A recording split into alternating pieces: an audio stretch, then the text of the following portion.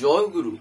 আজকের আমরা এই ভিডিওতে যে দুটো টপিকের উপর আলোচনা করতে চলেছি সেটি হলো, প্রথমে আমরা একটা বলতে পারেন এমনই একটা টপিকের উপর আলোচনা করব যেটা হচ্ছিল রিলেটেড টু বলতে পারেন বিপদ।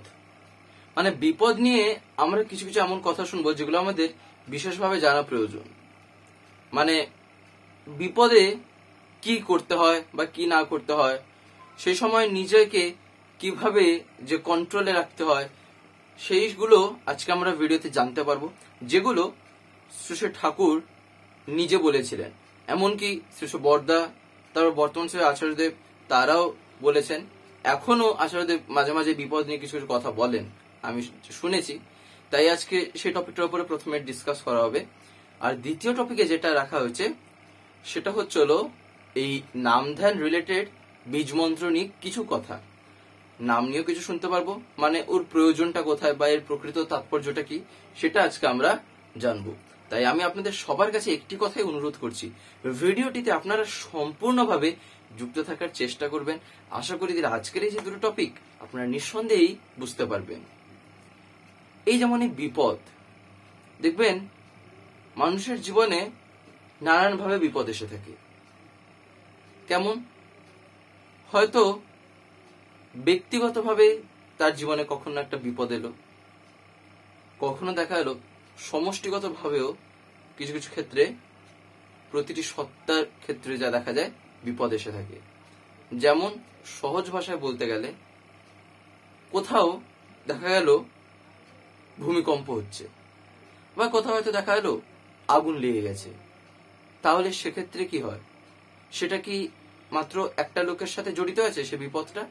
না, সেক্ষেত্রে বিপদটা কি না, সেখানকার মানে যারা বসবাস করেন সেখানকার বসবাসকারী সবাইকেই সে বিপদটা ঘিরে ধরেছে, বা সে বিপদটা সবার উপরেই আছে। যেমন আগুন, কোথাও আগুন লেগেছে, সবাই দেখবেন মানে আতঙ্কেই হয়ে যান। কেন না, তার কারণ হচ্ছে পাশে বিল্ডিং, হয়তো গাড়ি ঘোড়া আছে, বা হয়তো খুবই কনজাস্টেড এরিয়া। এইরকম ক্ষেত্রে ভয় লাগে। আর যেমন ব্যক্তিগত বিপদ, সেগুলো কি না, সাপোজ কিছু একটা কোথাও কাজ করতে গিয়ে অসুবিধা হয়েছে, বা কোনো ক্ষেত্রে আমার একটা কিছু হয়তো ভুল হয়ে গেছে, সেক্ষেত্রে মনে মনে অনেকে আবার ভয় পেয়ে থাকে, একটা বিপদের হয়, এই বুঝি কোথায় কি হয়ে যাবে। তাহলে বিপদ অনেক রকম ভাবে হয়ে থাকে, যেটা আমরা দেখতেও পাই, আর দৈনন্দিন জীবনে কিছু কিছু ক্ষেত্রেও আমরা ফেসও করেছি বিভিন্ন ভাবে। তাহলে এর পথটা কি, অর্থাৎ বিপদকে কাটিয়ে ওঠার পথ কি? যদি আমি এখন বলি ধৈর্য ধরে থাকতে হয়, দিলে বিপদ কেটে যাবে, তাহলে কি কথাটা খাটছে? একদম কথাটা কিন্তু খাটছে। শ্রী শ্রী ঠাকুর নিজেই দেখবেন একটা জায়গায় বলেছেন যে ধৈর্য ধরো, বিপদ কেটে যাবে। কিন্তু এখানে বাণীটা বিশেষভাবে আমাদের বুঝতে হবে। অনেকেই আমরা যেটা এখান থেকে মিন করে থাকি সেটা কি, ধৈর্য ধরো বিপদ কেটে যাবে বলতে আমরা বুঝে থাকি অনেকেই, সবাই না, বেশিরভাগ ক্ষেত্রে যে আমি শুনেছি তাই আপনাদের বলছি। ধৈর্য ধরো মানে আমরা ভেবে থাকি চুপচাপ শান্তভাবে ধীর স্থির হয়ে বসে থাকো, এটা হচ্ছিল ধৈর্য ধরে থাকলাম বুঝি, দিলেই বুঝি যেন বিপদটা কেটে যাবে। বাস্তবিক ভাবে কি তাই? দিলেই কি বিপদ কেটে যাবে? নাকি বিপদটা যে এসছে সেটাকে মানে কাটাতে হলে যেটা আমায় করতে হবে সেটার দিকে বেশি লক্ষ্য রাখতে হবে?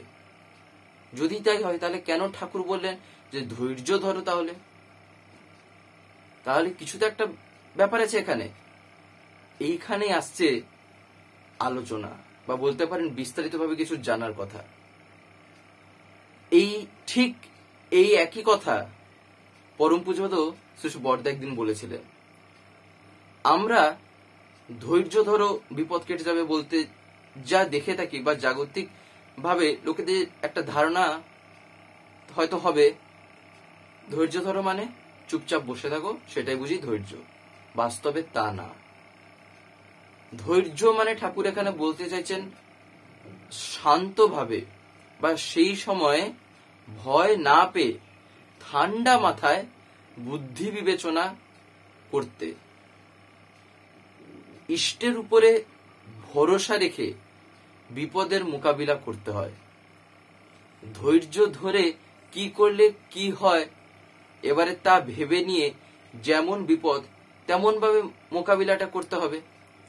তাই এখানে ধৈর্য বলতে কিন্তু চুপচাপ বসে থাকা, শান্তভাবে বসে থাকা না, চুপচাপ বা শান্তভাবে হয়ে একটা জিনিস যেটা মানে বিপদে এসছে সেটা কিভাবে কাটিয়ে উঠবো সেটা ভাবা বা সেটাকে নিয়ে চিন্তা করা, এইটাই ঠাকুর বাস্তবে ধৈর্য ধরে করতে বলছেন। আর ইষ্টের উপরে কেন ভরসা রাখতে বললেন? ইষ্ট কথার অর্থই হচ্ছে হলো মঙ্গল। ইষ্ট কথার অর্থ হচ্ছে হলো মঙ্গল। তাই আমি যখন সেই মঙ্গল যিনি সেই মঙ্গলময়, আমি যখন তার উপরে ভরসা রাখবো তখন আর তার যে দেওয়া নাম সেটা যখন আমি মনে মনে করব, সেই সময় কি হয় আমার মাথায় বা বলতে পারেন সেই সময় যে বুদ্ধিগুলো আসবে সেগুলো কিন্তু মঙ্গলকেই ডেকে আনে।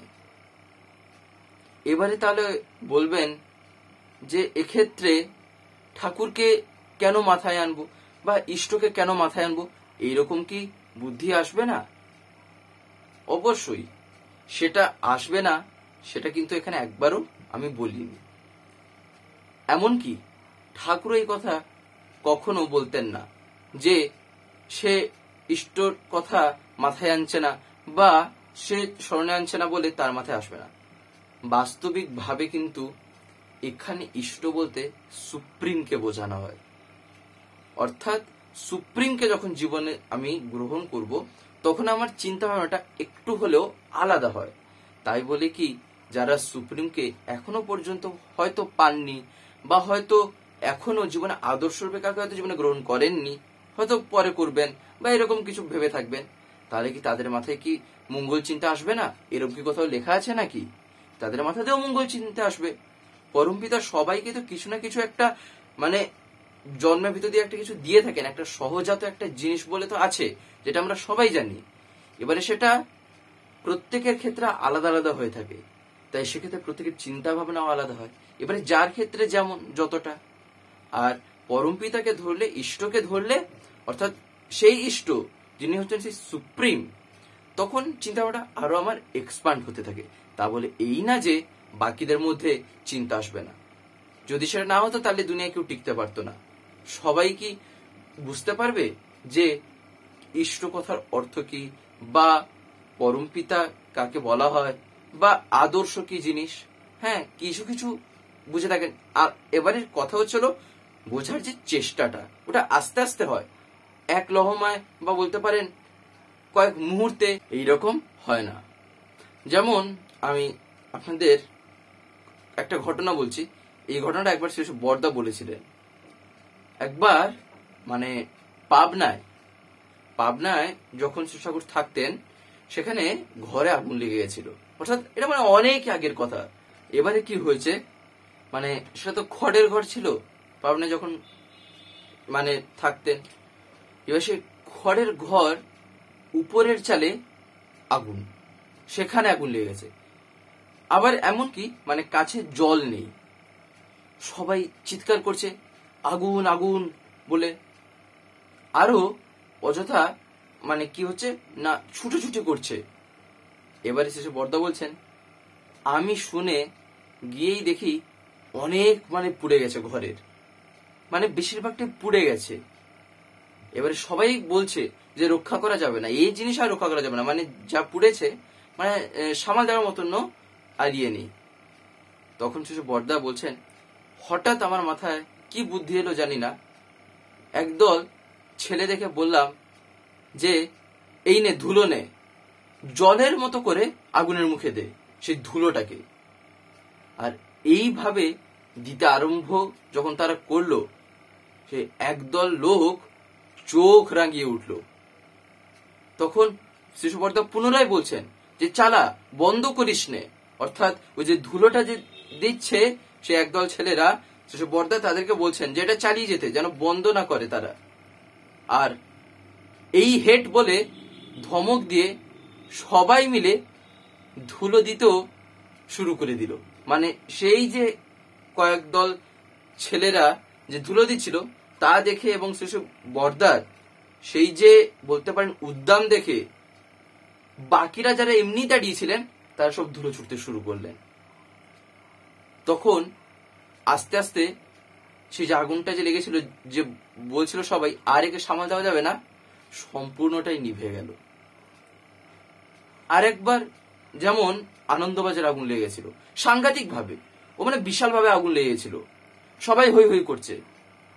তখন শিশু বর্দা বলছেন, আমি গিয়ে লাইন দিয়ে দাঁড় করিয়ে সবাইকে মানে দূর থেকে জল আনতে লাগালাম।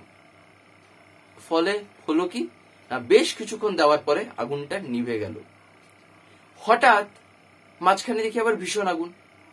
এবার ভীষণ আগুন দেখে প্রত্যেকের মা নিজের ছেলে নিয়ে ব্যস্ত, ছেলেকে ঘরে নিয়ে যাবে বলে।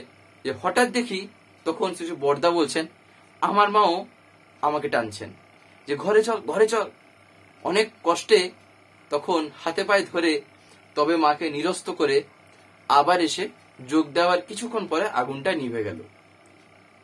তাহলে এক্ষেত্রে যেটা দেখা হলো সেটা কি, এই যে বিপদটা যে এলো, এখান থেকে যদি আমি পালিয়ে যেতাম বা হয়তো সেক্ষেত্রে আমি ভয়ে যদি বসে থাকতাম তাহলে কিছু হতো, বা যদি এই যে ঠাকুর বলেন ধৈর্য ধরো বিপদ কেটে যাবে, সেক্ষেত্রে শুধু যদি শান্তভাবে করে শুধু যদি বসেই থাকতাম, কিছু যদি না করতাম, তাহলে কি আগুনটা নিভত? হতো না, আগুনটা নেভানো যেত না। কিন্তু এই যে এখানে শিশু বর্দা যে ঘটনাটা বলছেন, এক্ষেত্রে কি হলো, শিশু বর্দা সেই সময় ঠান্ডা মাথায় চিন্তা করে সেই আগুনটাকে কিভাবে নেভানো যায় সেই চিন্তাটা করলেন। অর্থাৎ এখানে শান্তভাবে ঠান্ডা মাথায় তার উপায়টা খুঁজে বের করার অর্থই হচ্ছিল ধৈর্য ধরে থাকা। এমনকি এই জায়গায় দাঁড়িয়ে একটা প্রশ্ন অনেকেই আমাদের মনে আমরা করে থাকি, ঠাকুর যে বললেন ধৈর্য ধরো বিপদ কেটে যাবে, আচ্ছা সব বিপদের ক্ষেত্রে কি ধৈর্য ধরলে কেটে যায় বিপদ? শিশু বর্দা এই প্রশ্নের উত্তর একবার দিয়েছিলেন যে সব বিপদের ক্ষেত্রেই ধৈর্য ধরলে কাটবে। এ একদম সত্য কথা। মানে হ্যাঁ, সব বিপদই কিন্তু তার দয়াতেই কাটে বাস্তবে, যদি ঠান্ডা মাথায় চিন্তা করে চলা যায়। এবারে নিজে প্রশ্ন করে নিজেই কিন্তু শিশু বর্দা উত্তর দিয়ে দিলেন। প্রশ্ন হলো যেমন বাঘের সামনে পড়লে কি করা যাবে, সাপোজ পড়েছি বাঘের সামনে, সেক্ষেত্রে কি করা যাবে? বাবারে এ তো খেয়ে ফেলবে, আর আমার জীবনটা গেল, শেষ। এই বলে কেঁদে কাছে যদি কোনো গাছ থাকে সেখানে আশ্রয় নিতে হবে, তাই না?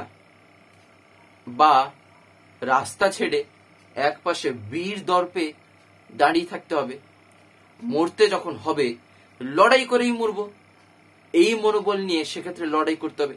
সেক্ষেত্রে যদি বোকার মতন সেখানে সামনে দাঁড়িয়ে থাকি তাহলে তো যা হবার তাই হবে।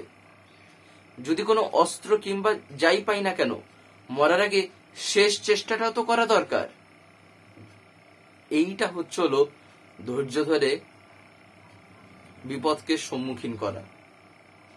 যেমন দেখুন নৌকায় দেখা যায়, নৌকার মাঝিদের উপদেশ মতো কিন্তু চলতে হয়। কোন ক্ষেত্রে না, দেখবেন যখন ভীষণভাবে স্রোত আসে বা ঝড় হচ্ছে, দেখা যাচ্ছে সেই সময় নৌকা চলছে আর কি। এবারে সেক্ষেত্রে দেখবেন মাঝিরা কিছু নির্দেশ দিয়ে থাকেন যে আপনারা এইরকম ভাবে বসেন, এইরকম করেন, অতিরিক্ত নাড়াচাড়া করবেন না। এবারে তা না করে নৌকা দুলছে বলে এদিক ওদিক করলে এমনিতে তো ডুবে যাবে, তাই না? মানে সেই ঝড়ে বা হাওয়ায় বা স্রোতে যাই বলেন না কেন, নৌকাটা যে বিশাল ভাবে দুলছে, সেই ভয়েতে আমি আরো এদিক ওদিক করছি, মানে আমরা যারা সবাই আছি, তাহলে তো নৌকাটা তো এমনি ডুবে যাবে, তাই না? তাই তা না হলে মাঝি মন প্রাণ দিয়ে নৌকা বাঁচাতে চেষ্টা করে, ও বেশিরভাগ ক্ষেত্রে কিন্তু সক্ষম হয় তারা, তার কারণ তাদের একটা এক্সপিরিয়েন্স আছে আর তারা সেই টেকনিকটাও জানে। তো সেক্ষেত্রে শান্তভাবে সেই কাজটাই করতে হয় যেটা করলে সেই বিপদটা থেকে আমি উতরে যেতে পারবো। তাই ঘাবড়াতে নেই, কোনো জিনিসে ঘাবড়াতে নেই, তার নাম সব সময় করতে হয়। নাম করতে হয় আর যা করার কথা করে যেতে হয়, তারপরে সবকিছু আলটিমেটলি কিন্তু তার উপরেই ছাড়তে হয়, সবকিছু তার উপরেই লাস্ট পর্যন্ত ছাড়তেই হবে। আমি যত যাই বুদ্ধি খাটাই না কেন, একটা জায়গায় আমার বুদ্ধিটা সীমিতই, একটা জায়গায় আমার বুদ্ধিটা সীমিত। তার কারণ কি, আমি কি দেখতে পাচ্ছি তারপরে কি হবে? আমি সেটা দেখতে পাচ্ছি না। তাই আমি যতদূর দেখতে পাচ্ছি আমি ততদূর চেষ্টাটা করি। এটাই হচ্ছিল পরমপিতার পথ। পরমপিতার পথ বা তার যে কথা বা তার যে জিনিস, সেটা হচ্ছিল কোনো ফাউ জিনিস না বা কোনো ম্যাজিক জিনিস না। করো, হও, পাও, একদম সিম্পল আর স্ট্রেট কথা, যেটা ঠাকুর প্রায়ই বলতেন। আচার্যদেব দেখবেন ঠিক একই কথা বলেন।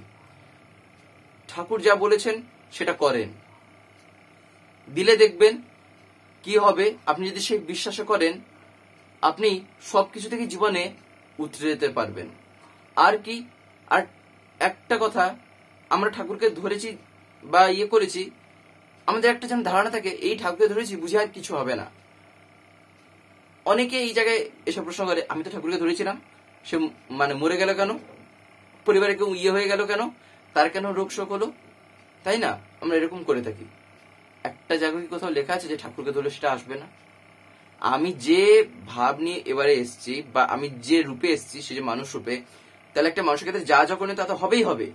ভাবেন তো, যদি কেউ যদি মরতো না, যে জন্মাচ্ছে সে যদি সারা জীবন থাকতো, তাহলে এই পপুলেশনটা কি হতো, মানে কত লোক আজকে হতো।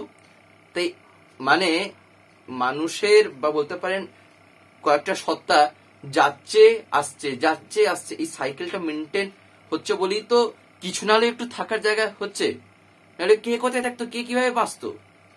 তাই এটা ছিল এমনিতে নিয়মই, এটা সৃষ্টির নিয়ম। তাই এই জন্য ঠাকুর ধরেছি, এই বুঝি আর কেউ মরবে না, কিছু হবে না, কারো কিছু অসুখ বিসুখ হবে না, সম্পূর্ণ ভুল ধারণা। আমি হয়তো তাকে ধরে জীবনে জোর পাচ্ছি, সে পথটা খুঁজে পাচ্ছি, তা বলে এই না যে আমার জীবনে কিছু দেখা দেবে না।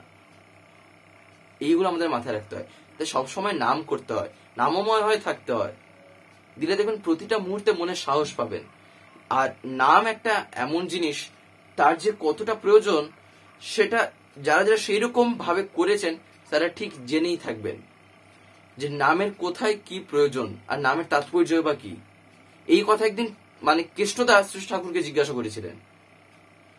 কেষ্টদা বলতে আমরা সবাই জানি যার নাম কৃষ্ণপ্রসন্ন ভট্টাচার্য।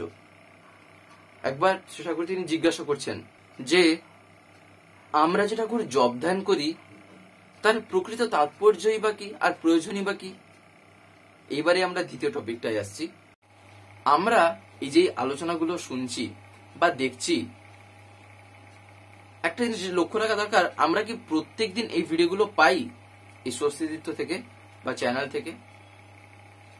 দেখবেন আপনারা হয়তো অনেকে এমন আছেন যারা ইউটিউব খোলার পরে এরকম স্ক্রল করেন, দিলে আপনারা দেখতে পান, কিন্তু আপনাদের যদি ডেলি তার কথা শুনতে হয়, প্রত্যেকদিন যদি শুনতে হয় পরমপিতার কথা বা বিভিন্ন ঘটনা বা দর্শনের উপর আলোচনা, তাহলে আপনাকে তো চ্যানেলটাকে সাবস্ক্রাইব করে রাখতে হবে, যেটা অনেকে আমি দেখতে পাই হয়তো করতে জানেন না। বিশেষ করে যারা একটু বয়স্ক আছেন বা যারা মানে এতটা এক্সপার্ট নন মোবাইলের ক্ষেত্রে, তাদের কাছে আমি বলছি আপনারা যদি না পারেন তাহলে বাড়িতে যারা ছোটরা আছে তারা এইসবে একদম পুরো মাহির, এক্সপার্ট, হাতের খেলা তাদের কাছে, তাদেরকে বলবেন, তারা করে দেবে। বলবেন সাবস্ক্রাইব করে পাশের যে একটা বেল আইকন আসবে ওটা প্রেস করে অল করে রাখতে। দিলে কি হবে, আমি যে ভিডিওগুলো আপলোড করব, আপলোড করা মাত্রই আপনাদের মোবাইলে নোটিফিকেশন চলে যাবে। নেট যদি অন থাকে তাহলে নোটিফিকেশন চলে যাবে যে ভিডিও আপলোড হয়ে গেছে, তখন আপনারা সেখানেই ডাইরেক্ট প্রেস করে ইউটিউবে ঢুকে দেখতে পারবেন।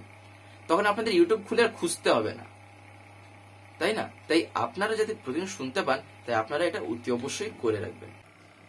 সেই সময় শ্রী ঠাকুর বলছেন কেষ্টদাকে, যে কেষ্টদা, জপের মধ্যে কি আছে জানেন? জপের মধ্যে আছে মানস প্রবৃত্তি।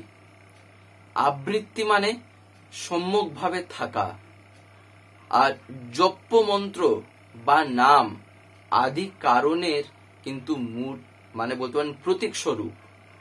আর নাম করা মানে সেই কারণ সত্তার প্রতি আনত হয়ে তাতেই অবস্থান করার চেষ্টা করা।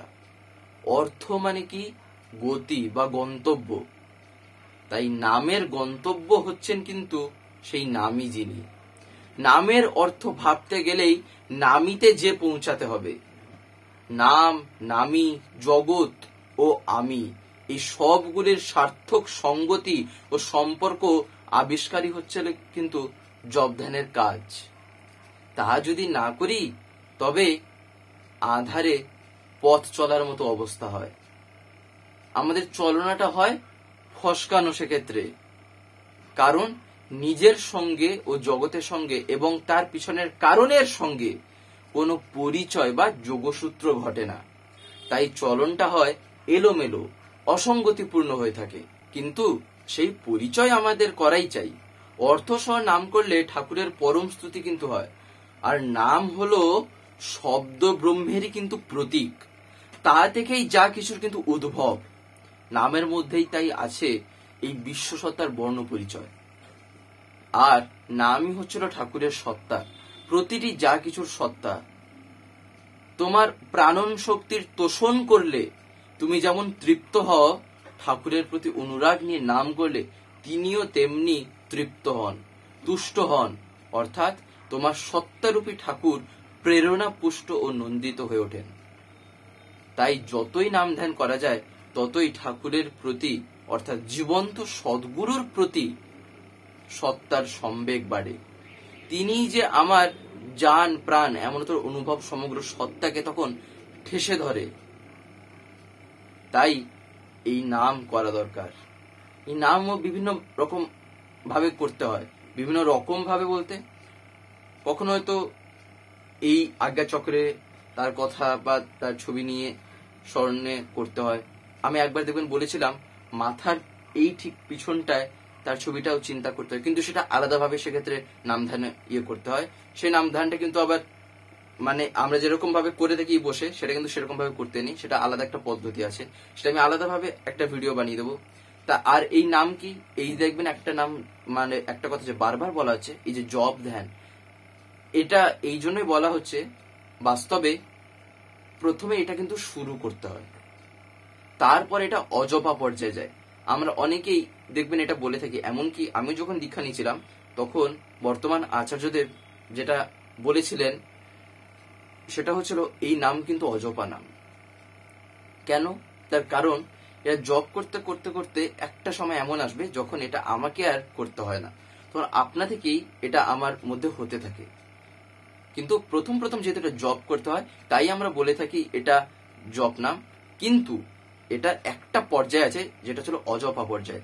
সেই জায়গাটায় চলে গেলে তখন কিন্তু আর জপ করতে হয় না। তাই আমরা অনেকেই বলে থাকি যে জপ করাটা ঠিক না, কিন্তু বাস্তব হচ্ছিল সেই জপের মাধ্যম দিয়ে অজপা পর্যায়ে যেতে হয়। এই জন্যই অনেকে বলে থাকেন যে জপ করাটা ঠিক না, কিন্তু বাস্তব পথ কিন্তু সেটাই। আমি যে দীক্ষা নিলাম, দীক্ষা নিজে করব, না করলে আমি সে অজপা পর্যায়ে পৌঁছাবো কিভাবে? আমি যদি কয়েকদিন যদি জপটা না করি। তাই এই জবটা যেটা সব সময় করতে হয়, 24 ঘন্টাই এটা মনে চলতে থাকে। সেই রকম ভাবে অভ্যস্ত করে নিতে হয় নিজেকে। আমাদের একটা নতুন চ্যানেল খোলা হয়েছে যার নাম হচ্ছিল স্বস্তি পিওর ভেজ। অনেকেই অবগত আছেন বা অনেকে হয়তো জানেন না, যারা যারা নতুন নতুন দেখছেন। তাই জন্য আমি বলছি, সেখানে সম্পূর্ণ নিরামিষ খাদ্যাদি আপলোড করা হয়। এই ইউটিউবে চ্যানেল আছে, দেখবেন স্বস্তি পিওর ভেজ। এমনকি ডেসক্রিপশনে আমি তার লিঙ্কও দিয়ে রেখেছি সেই চ্যানেলের। আপনারা অতি অবশ্যই এই চ্যানেলটিকে একবার দেখবেন। আশা করি আপনাদের দারুণ লাগবে। তার কারণ সম্পূর্ণ ঘরোয়াভাবে রান্নাগুলো পোস্ট করা আছে, তাও আবার নিরামিষের উপর, এমনকি পেঁয়াজ রসুন ছাড়া, অর্থাৎ no onion no garlic, pure veg. আপনাদের ভালো লাগবে, তাই আপনারা অতি অবশ্যই গিয়ে দেখবেন। এবং যদি ভালো লাগে তাহলে চ্যানেলটিকে অতি অবশ্যই সাবস্ক্রাইব করে পাশে বেল আইকন প্রেস করে অল করে রাখবেন। যাই হোক, আজকের এই ভিডিওটা এবার আমি এখানেই শেষ করব। শেষ করার আগে আপনাদের কাছে একটি কথাই বলবো, যদি আজকের এই ভিডিওটি আপনাদের ভালো লেগে থাকে তাহলে একটি লাইক করে দেবেন, সবার ভিতর শেয়ার করে দেবেন। কেমন লাগলো নিজে একটি কমেন্টে লিখে জানাবেন। আর যদি চ্যানেলটিকে এখনো সাবস্ক্রাইব করে না থাকেন তাহলে চ্যানেলটিকে এক্ষুনি সাবস্ক্রাইব করে পাশের বেল আইকন প্রেস করে অল করে রাখতে একেবারেই ভুলবেন না, আরো এরকম বিভিন্ন নতুন এবং ইন্টারেস্টিং ভিডিও সবার আগে পাওয়ার জন্য। জয় গুরু, বন্দে পুরুষোত্তম।